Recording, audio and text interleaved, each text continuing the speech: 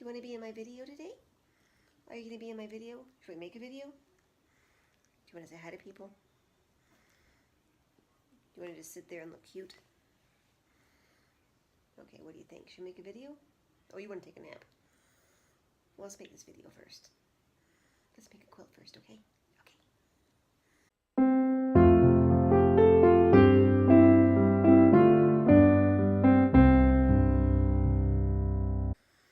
Hello friends and crafters and YouTubers and everybody out there. This is Janelle again. Thanks for coming back to my YouTube channel, Random Crafts of Kindness. And today we're bringing out the sewing machine again to make something new.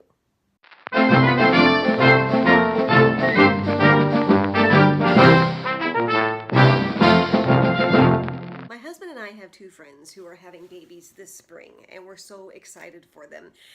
And we're going to be making a quilt for each of them. Now, I think often when we all think about quilts, we think of the beautiful handmade pieces of art that are put together with squares and different designs, and they can take weeks, if not months, to make. Well, I don't have that kind of time, and I'm actually not that good of a quilter.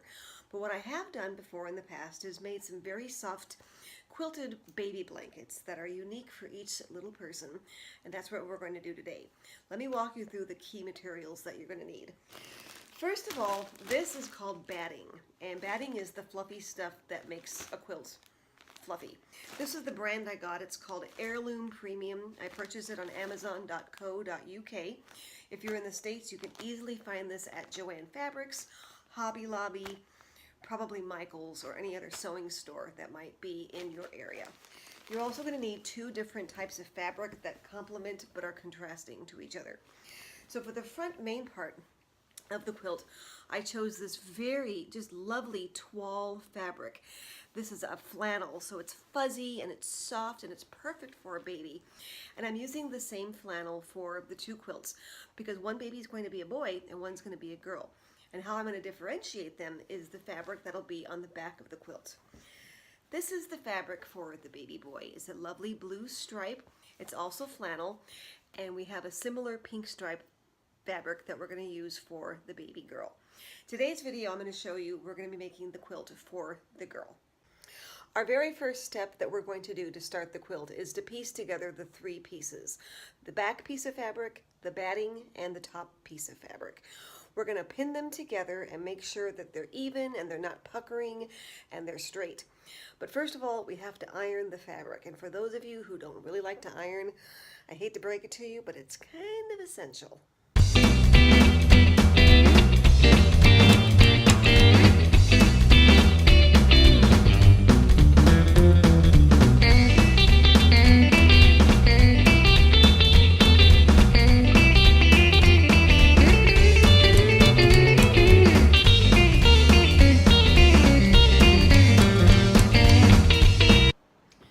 So once both fabric pieces are ironed, you have to piece them together with the batting in between. Now I have to confess, I cheated a little, and last night I went ahead and pinned the back fabric, which for this one is the pink striped flannel, to the batting. What I'm going to do now is pin the front fabric to it and make sure that they are all even and smooth and tight together and ready to go.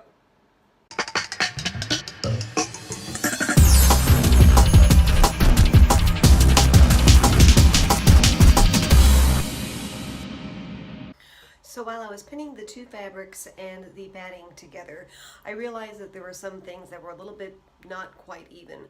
On one side, the batting was a little bit too long for the fabric, so I'm going to go ahead and trim that down.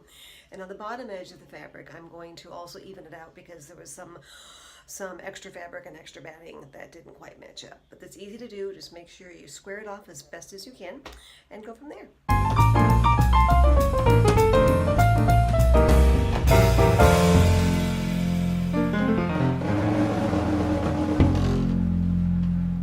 So a cool trick I just discovered, although I can't say it's original, but it's working for me, is I stole my husband's big level, and I'm using it to literally flatten out and smooth out the fabric as I make sure the edges are even on the top and on the sides, and that everything is not wrinkled and it's all somewhat put together. So while I'm doing this last bit of pinning, I've been thinking to myself, I think you should do a stay stitch around each 4 sides of the quilt. So that's what I'm going to do next. I think I've got my sides all pinned and they're pretty straight and even.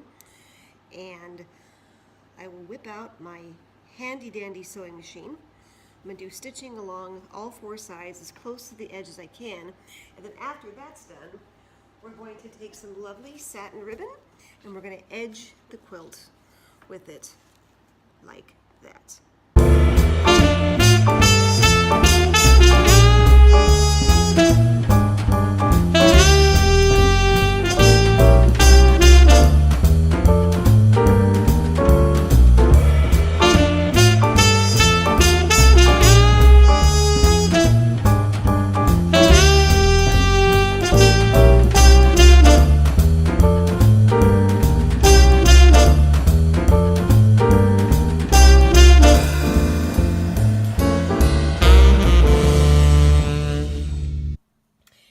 When I've sewn quilts in the past, I usually want to put some sort of stitching design within the middle of the quilt to give it some texture, to make it look like it has some actual quilting within it. And it's also a good way to make sure that the top and bottom fabrics stay put with the batting. So I often will try to find a similar pattern or a repeat pattern on the fabric. And in this case, I'm going to choose our friend Humpty Dumpty right here. Wherever I see Humpty, I'm going to stitch a circle around that. It'll be nice and consistent throughout the quilt. It'll keep the batting and the fabric all in place, and it'll give it a nice quilted texture.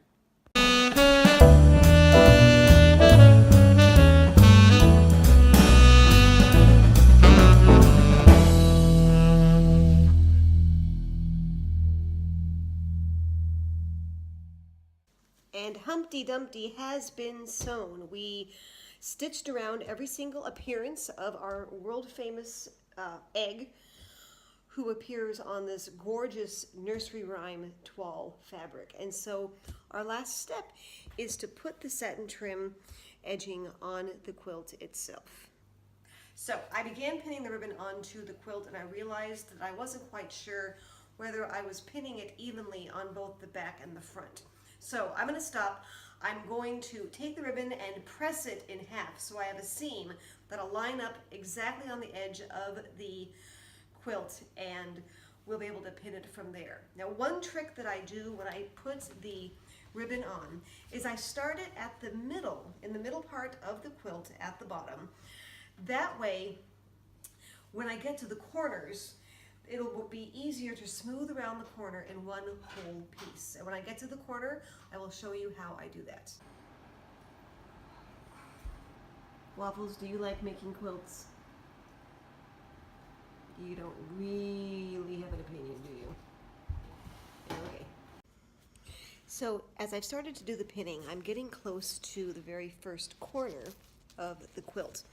And I want to take a minute just to show you how I try to work around the corner to make it as smooth as possible with the ribbon. So as you can see here, I'm just about at the corner. So I'm going to add a pin here. And one more pin close to the corner there.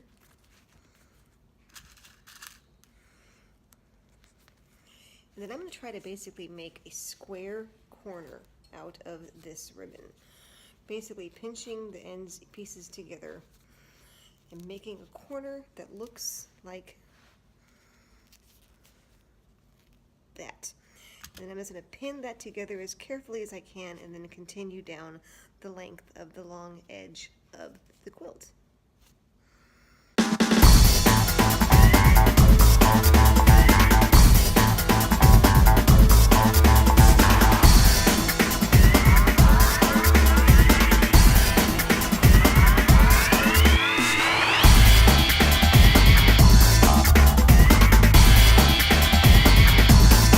So I have pinned the satin ribbon on the top of the quilt now along one of the long sides, and I'm just about at this third corner. I know that the length of the ribbon that I purchased here, which is 5 meters, is not going to go around the entirety of my quilt. but I also want to try to avoid making a second ribbon seam like the one I'm going to have at the bottom when I have to continue a second length of ribbon. So I'm going to try to cheat using this corner and have the new length ribbon start in this corner where the seam for it might not be as visible.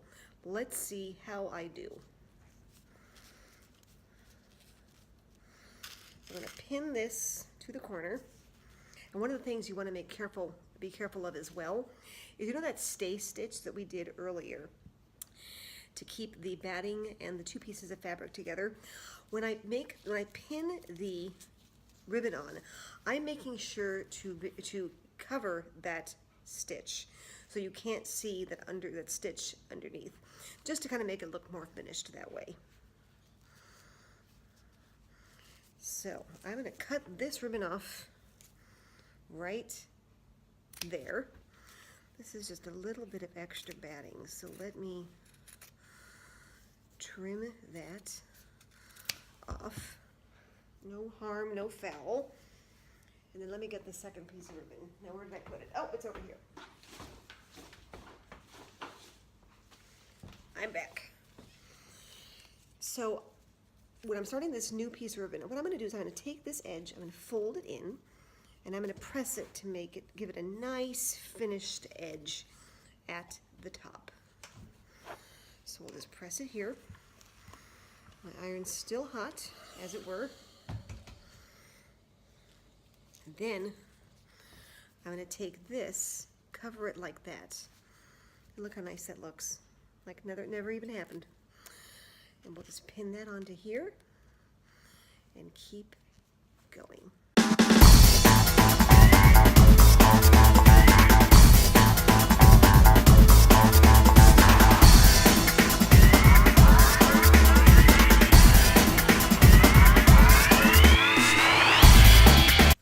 And now that we are just about at the end of pinning the ribbon around, here's how we're going to finish it off. You can see that this is where we started. This is the length of the ribbon I'm using right now, and I'm going to cut a little bit extra. I'm going to cut it, but leave a little extra, because again, I'm going to take this, oh, that was me just throwing down my scissors. I'm going to take this edge, press it again to have a nice finished edge with my hot, trusty iron. Look how nice. And then we're going to take this first pin out, put that over the original, and you want to make sure that when you do this, you cover the edge of the original ribbon as much as you can, just to kind of make it look as smooth and consistent as you possibly can. So we fix those two together. Let's add one more right there. And we're pinned. And again, we've covered up the stay stitch that we used at the beginning to keep the 3 layers together. And all we have to do now is sew all of this up. I showed you earlier that when I sewed the layers together with the stay stitch, I used the white thread on the top and the pink on the bottom to match this fabric.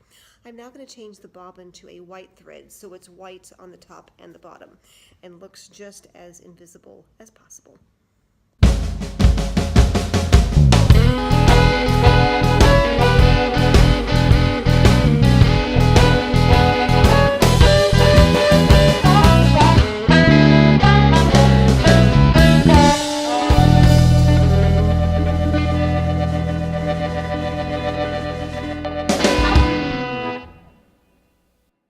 And lo and behold, we have a quilt.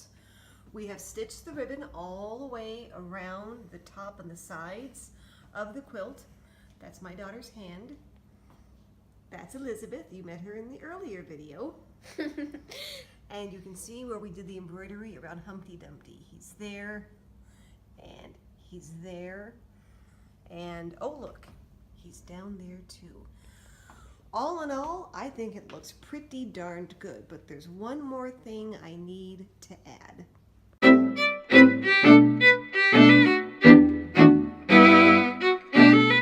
And there you have it. We have a baby quilt. I had so much fun sewing this, and I'm so glad that you were with me on this journey.